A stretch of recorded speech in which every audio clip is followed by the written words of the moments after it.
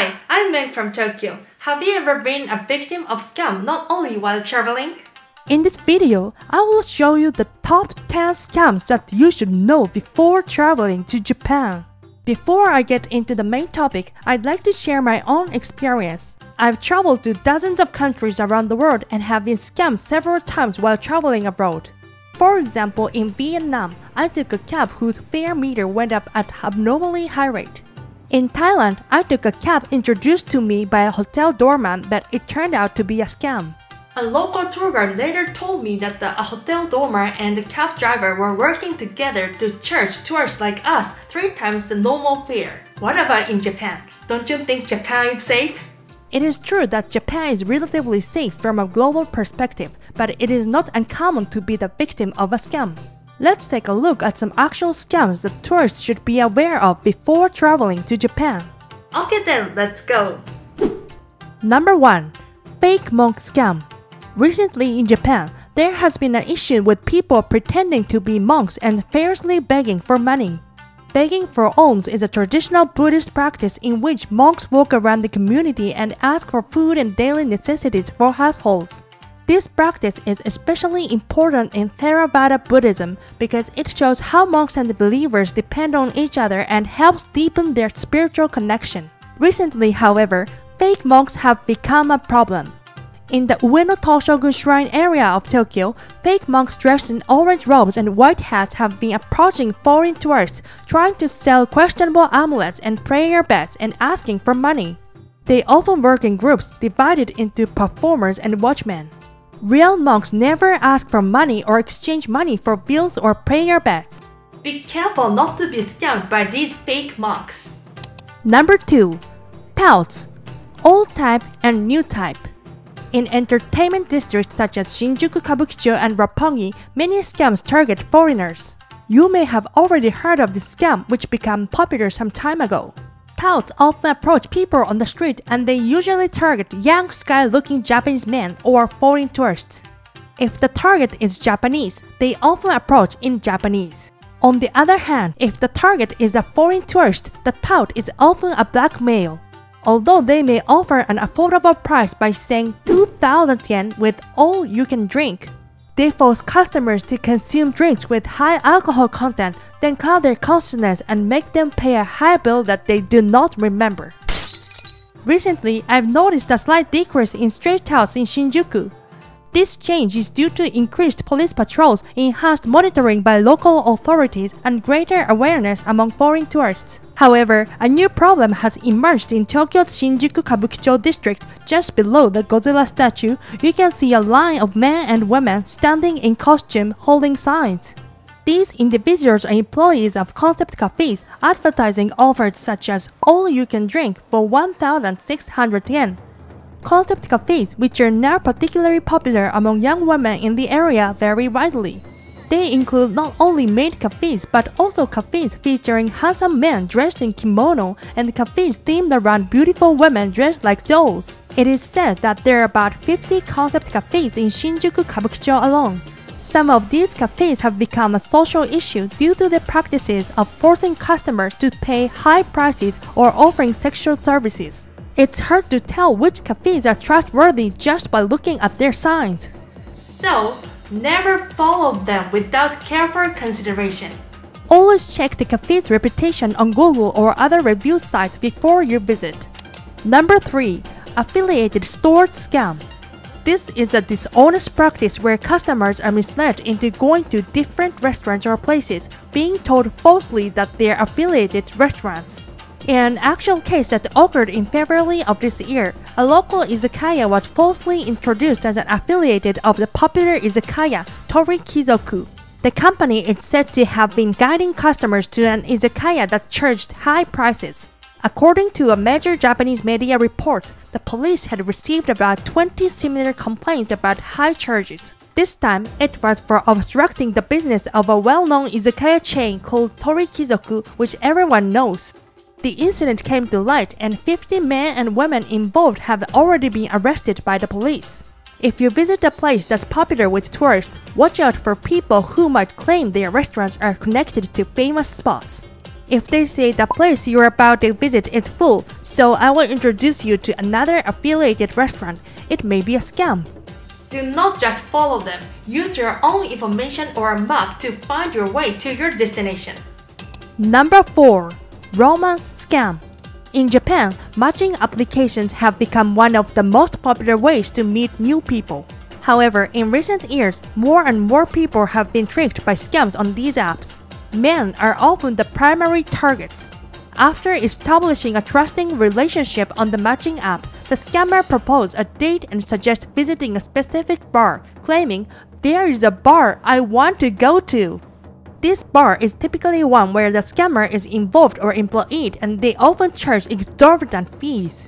Because the location is enclosed, it can be difficult to escape. Moreover, since these scams play on romantic feelings, victims often think they are willingly paying, which makes it hard for the police to step in and help. Another barrier to addressing the issue is that victims may hesitate to report the scam due to embarrassment and a sense of personal responsibility. Although foreign tourists may not frequently use these apps, they should still be cautious and avoid falling prey to such scams. Number 5. Model Scout Scam. In Japan, it is not uncommon to scout good-looking people to become celebrities, and many individuals, including foreign models, have opportunities to work as models and celebrities. However, this kind of scouting can be risky, with the biggest dangers being financial exploitation and sexual abuse. For example, regarding financial issues, excessive fees are charged in the name of lessons of the purchase of goods, often without providing appropriate support or sometimes even losing contact. On the other hand, sexual victimization can include serious cases where people are forced to appear in adult videos. Sometimes, even if the performer said no, they were surrounded by several people and forced to perform. Young women have been particularly affected, leading the government to make laws about adult videos to prevent further harm. The Japanese government is aware of these problems and is addressing them. On the other hand, the new law has created issues for currently active AV actresses, such as a decrease in work opportunities. If a modeling agency offers you a chance while you're in Japan, make sure to read the offer's terms and conditions carefully and check the agency's name. Number 6. Donation Scam.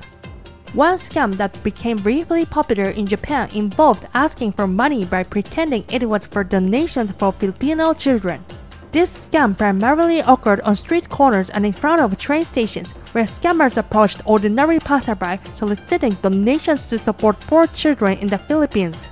In reality, however, the collected money never reached the Filipino children but went entirely into the pockets of the scammers. Recently, I have noticed a decrease in this type of scam, but a new problem has emerged: scams disguised as donations for earthquake disaster relief. As you all know, a major earthquake struck Japan's Noto Peninsula in January this year, claiming over 200 lives. It was a tragic start to the new year, and various malicious business scams have exploited the disaster.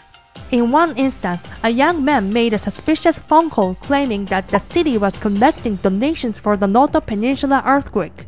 Usually, organizations do not ask for donations over the phone, so if someone calls you for donations, it might be a scam. The police and local authorities have been alerted to this issue. Since this information was not widely known in English, I took this opportunity to inform you about what was happening. Number 7. Photo Shooting Scam. Photography scams are common, especially at tourist attractions and popular spots. Scammers offer to take pictures of tourists with their cameras. After the photo is taken, they suddenly change their attitude and strongly pressure the touts to pay a fee. A recent example occurred at Nanzenji Temple in Kyoto. According to the official website of Nanzenji Temple, tourists were approached within the temple's precincts with offers to have their pictures taken. The suspect then took pictures using either a smartphone that was entrusted to him or his own camera. After the photo was taken, he charged between 500 and 1,000 yen for the photos. It is important to be wary of offers for free photography and strangers and to have the courage to refuse them. Be careful with offers of free photography from strangers, and don't be afraid to say no. Number 8. Closing down sale. First of all, telling people that you're having a clothing sale is not in itself a problem. For example, it's not always a problem if someone claims their closing in a month. On the other hand, what do you think if some stores display a clothing sale sign every day despite having no plan to shut down? This is a very gray area under Japanese law. You may encounter this practice on a busy shopping street like Ueno Ameyoko. The store's argument is that there's no problem because they're holding the sale until the store actually finishes its business hours. However, consumers might think they are probably selling at a discount to clear out their inventory, which can be misleading. While everyone loves to find a bargain, keep in mind that some stores seem to have a closing sale every day. Number 9. Phishing scam. Phishing scams are when scammers pretend to be legitimate organizations to trick people into giving away their personal information. One such scam involves a fake Visit Japan Web application. Visit Japan Web is an online platform provided by the Japan National Tourism Organization (JNTO) for foreign visitors to Japan. When entering Japan, you are required to go through immigration and tax inspection. With Visit Japan Web, you can easily complete these inspections online before entering Japan. However, apps that misuse the Visit Japan Web name have been appearing frequently. Currently, there are no official Visit Japan Web apps for either iOS or Android. In fact, if you search for Visit Japan Web, you may find similar apps, but no official apps have been released. The government has issued a warning regarding Visit Japan Web. If you have accidentally downloaded it, delete it immediately. When entering credit card information or personal information, not only for Visit Japan Web but as a general precaution, make sure to properly check in advance whether it is from an official source. Number 10. Knockoff products. Takeshita-dori Street in Harajuku, Tokyo is a popular area for young people, but recently there has been an increase in touts selling fake brand goods. According to a report by FNN Media, a major Japanese media outlet, the method involves creating a welcoming atmosphere to easily talk to potential buyers, finding a personal connection to start a conversation, and making it hard for them to say no before guiding them into the store.